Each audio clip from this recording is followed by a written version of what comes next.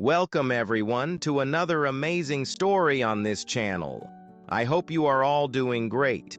If you are here, that means you love learning through stories, and today I have something truly special for you.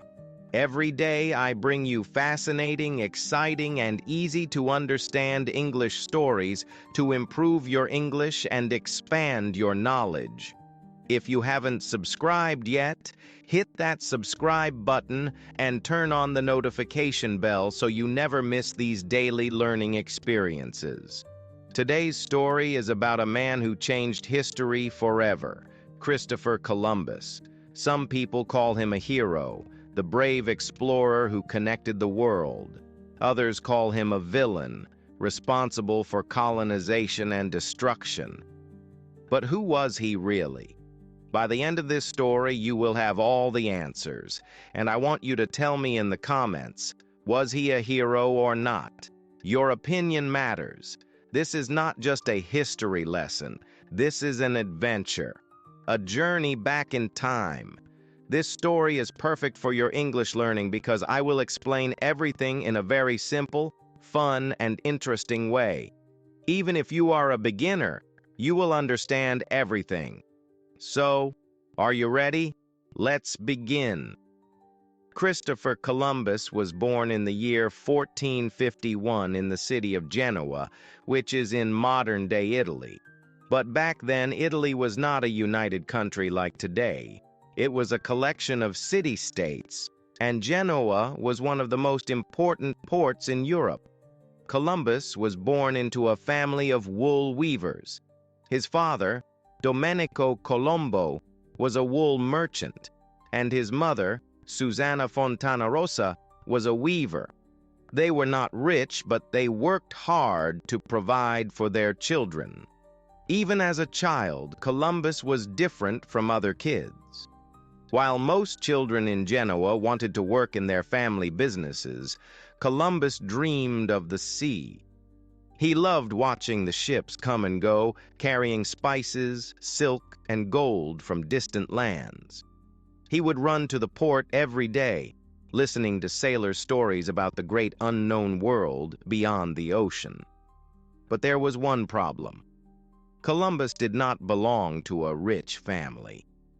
Back then, only the wealthy could afford to become sailors or explorers. So how did a wool merchant's son become one of the most famous explorers in history?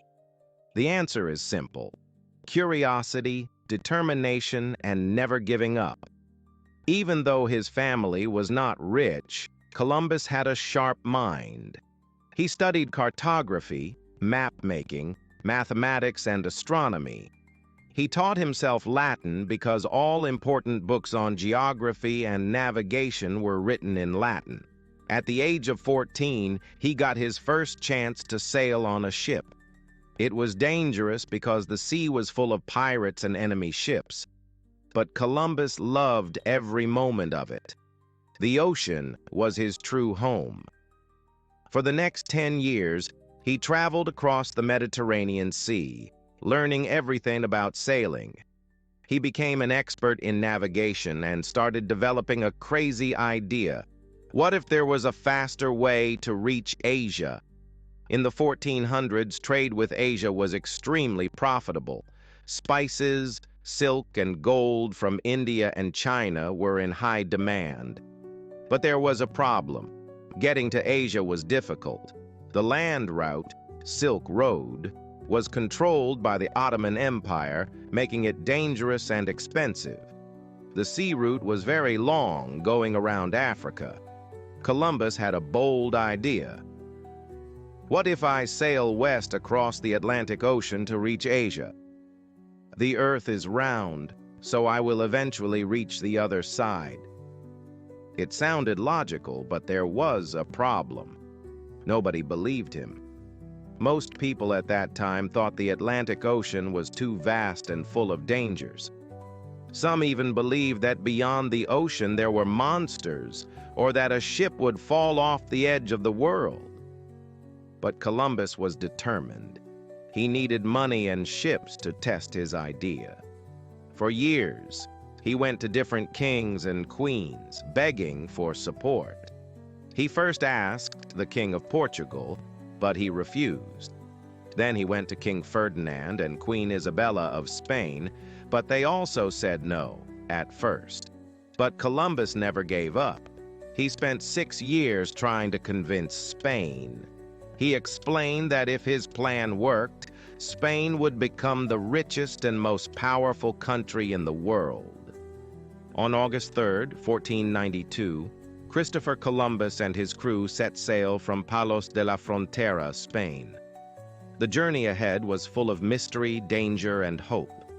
His fleet had 3 ships: the Niña, small but fast; the Pinta, a strong and speedy ship; the Santa Maria, the largest ship but slow and heavy. Columbus was confident. He believed that in just a few weeks he would reach Asia. But the truth was, he was sailing into the unknown. At first, everything was perfect. The sea was calm, the wind was strong, and the men were excited. They sang songs, told stories, and dreamed about the riches of Asia. But soon, problems began to appear. The wind changed direction, and the ship slowed down. The crew grew restless. Many had never been this far from land. Food and water were limited, and the salty sea air made them thirsty all the time. As days turned into weeks, fear grew in the hearts of the sailors. They started whispering, "What if Columbus is wrong? What if we never find land? What if we sail too far and never return?" Some believed in an old myth that there were sea monsters in the ocean that would swallow ships whole. By September 10th, 1492, more than a month had passed. They had sailed thousands of miles, but there was no land in sight. The sailors started losing hope. Some demanded to turn back. Others whispered about throwing Columbus overboard and taking the ships back to Spain. A few even cried, believing they would die in the endless ocean. Columbus stayed calm. He knew that if he showed fear, the crew would lose all trust in him. So he gave them hope. He told them stories about the great treasures waiting for them. He promised that land was near. He ordered his men to look for signs of land, floating leaves, birds, or different watercolors. Still, the men grew impatient. They wanted proof. Then, on the night of October 11th, something changed. One of the sailors, Rodrigo de Triana, shouted from the Pinta, "Tierra! Tierra! Land! Land!" Everyone rushed to the decks. In the distance, they saw a dark shape. Land! Tears filled their eyes. They laughed, they hugged, and some even knelt down to pray. On the morning of October 12th, 1492, Columbus and his men stepped onto an island in the Bahamas.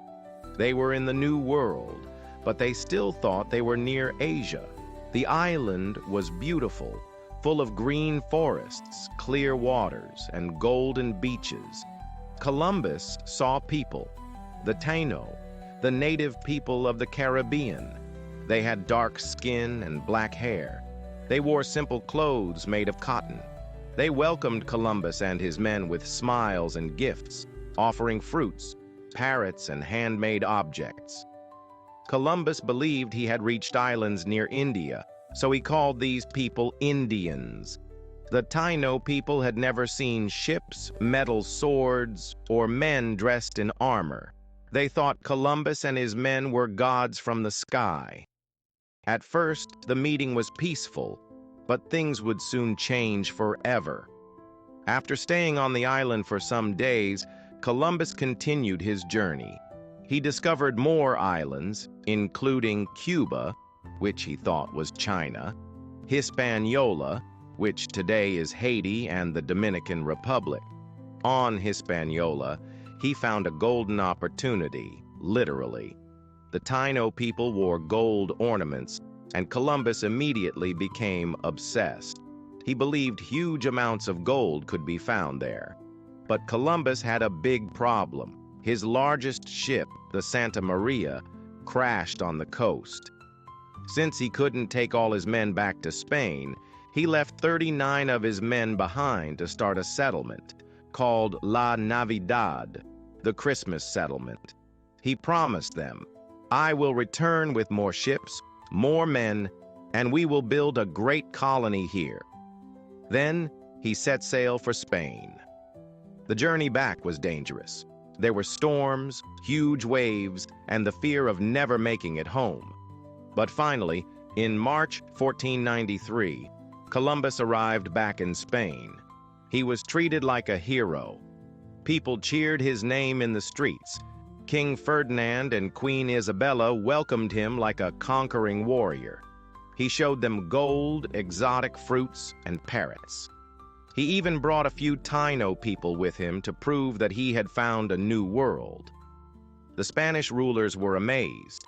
They immediately gave him more ships, more men, and more money. Columbus had won their trust. But what nobody knew was that his next voyage would change history forever, and not in a good way. Christopher Columbus's personal life. Christopher Columbus was not just an explorer, he was also a husband, a father, and a man with big dreams. Columbus married Filipa Moniz Perestrelo, a Portuguese noblewoman. They had a son named Diego Columbus. Sadly, Filipa died young, leaving Columbus a widower. Later, Columbus had a second relationship with a Spanish woman named Beatriz Enriquez de Arana. They had a son named Ferdinand Columbus, who later wrote a book about his father's life. After his first voyage, Columbus was a hero in Spain. The king and queen were impressed with his discoveries.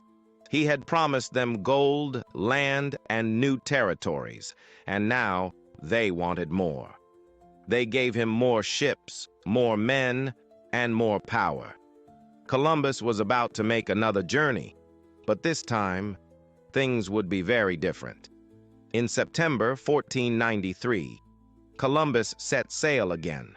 But this time, it was not just a few small ships. He had 17 ships, a huge fleet. He had over 1,200 men, including soldiers, priests, and farmers. He brought animals like horses, pigs, and cows to start a new colony. Columbus was not just exploring anymore. Now he was bringing people to settle in the New World. He was building a Spanish empire. After a long journey, they finally reached Hispaniola, where Columbus had left his men at La Navidad, the Christmas settlement. But when they arrived, something was wrong. The settlement was destroyed. There were no Spanish men left, only burned ruins and silence remained. What had happened? Columbus soon learned the shocking truth. His men had treated the Taino people badly. They had stolen food, taken women, and used violence. The Taino had fought back and killed all the Spaniards. This was the first major conflict between Europeans and the indigenous people of the Americas, and it was only the beginning. Columbus was angry and determined. He decided to build a new colony called Isabella and made himself the governor. He forced the Taino people to give gold. He started taking land for Spain. He made the natives work for the Spanish. At first, the Taino tried to be friendly, but soon they realized Columbus and his men were not here just to trade. They wanted to take over everything. Tensions grew. Some Taino fought back. Columbus used force to control them. The Spanish built forts and weapons to stay in power. This was the beginning of European colonization in the Americas. By 1498, Columbus had made 2 voyages. Now it was time for a third. But things were not going well. Back in Spain, people were starting to doubt him. They had expected huge amounts of gold, but they were not getting rich fast enough.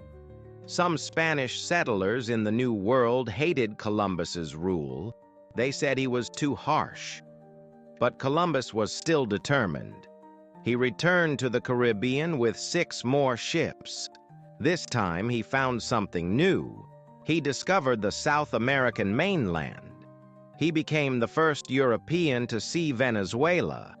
But his problems were getting bigger.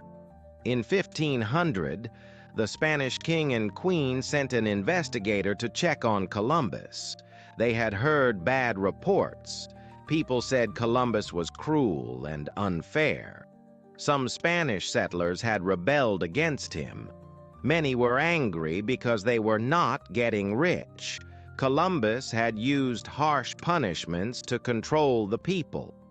The investigator arrested Columbus and sent him back to Spain in chains. It was a shocking fall for a man who had once been treated like a hero. Even though Columbus had been arrested, he was later forgiven. In 1502, he was allowed to make one final voyage. But this journey was the hardest of all. His ships were damaged in storms. His men were tired and sick. He was stranded in Jamaica for a year, waiting for help. By 1504, Columbus returned to Spain for the last time. By now, Columbus was old, sick, and tired. The world had moved on. Spain was more focused on other explorers. Columbus never got the huge riches he had dreamed of. Christopher Columbus died on May 20th, 1506, in Spain. He was 55 years old. He had made 4 great voyages across the Atlantic Ocean. He had discovered new lands, met new people, and changed history forever. But in his final days, Columbus was not a happy man. He was sick, weak, and forgotten. He never got the title he wanted, Governor of the New World. He never knew he had discovered a new continent.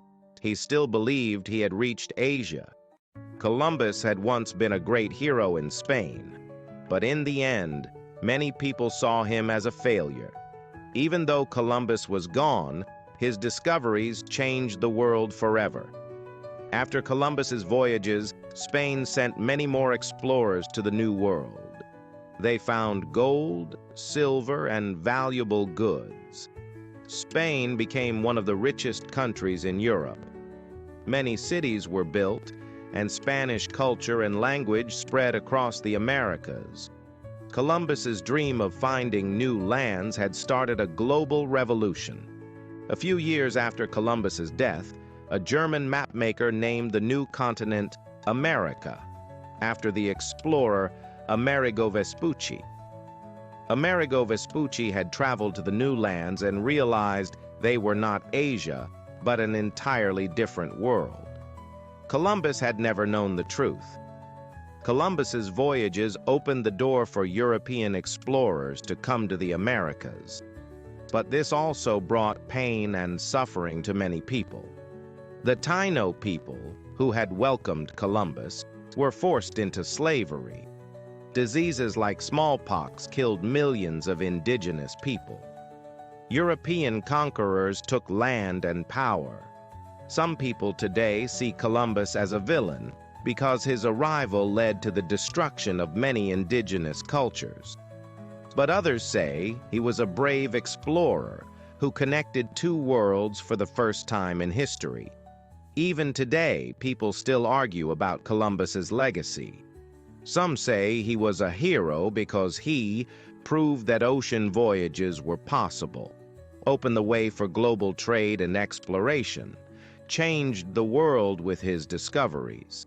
Others say he was a villain because he took land from the native people, treated the Taino people harshly, brought slavery and destruction to the New World. The truth is, history is complicated. Columbus was not a perfect man. He was ambitious, brave, and determined, but also harsh and ruthless. Today, Columbus is remembered in many ways.